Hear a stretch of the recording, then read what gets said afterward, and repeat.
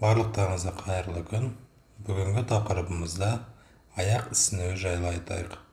Бірақ бұл көп жаяу жүргенде, немесе көп су ішіп қойған кезде болатын аяқ ісінуі жайлы емес. Бүгінгі видео аяқ қатты ісінуі жайлы.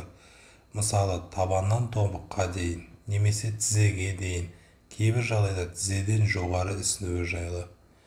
Бұл неден болады? Және бұл ісінумен қалай күресеміз? Ең көп кездесетін себептердің бірі дәрі-дәрмектердің жанама әсері. Мысалы, қан қысымын түсіретін дәрі, соның ішінде кальций каналының блокаторлары, амлодипин, нифедипин дегендей, қандағы холестерин деңгейін түсіретін дәрілер және гормондар. Сондықтан, егер де сізде екі аяғыңызда теңдей ісіну пайда болса, ішіп жүрген дәрілеріңіздің аннотациясын оқып көріңіз. Егер де жанама әсерінде аяқ ісінуі бар болса, басқа дәріге ауыстырыңыз, немесе мүмкін болса, сол дәріден бас тартыңыз. Бірақ, мысалы, қан қысымын түсіретін дәріден бас тартып, қан қысымыңыз 160 болып жүргені жарамас. Аяқ ісінуінің келесі бір себебі аяқ қан тамырларының варикозды ісінуі.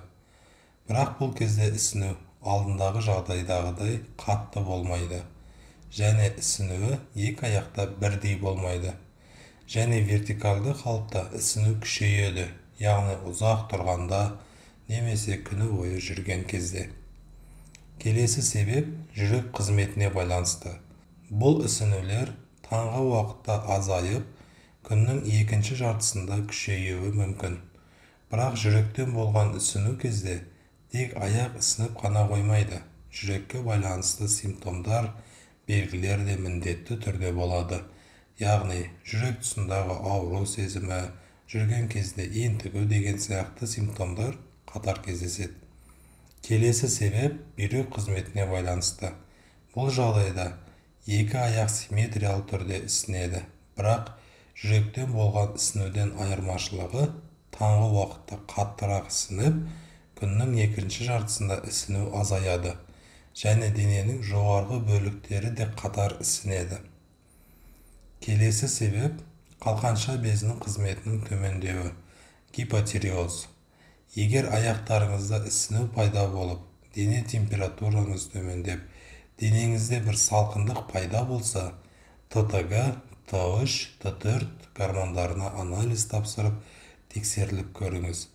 Егер гипотиреоз анықталса, гормон алмастырушы терапия тағайындау қажет. Егер де сіздерге осы видео ұнаса, лайк басып, комментарий жазып, каналыма тіркеліп қойыңыздар.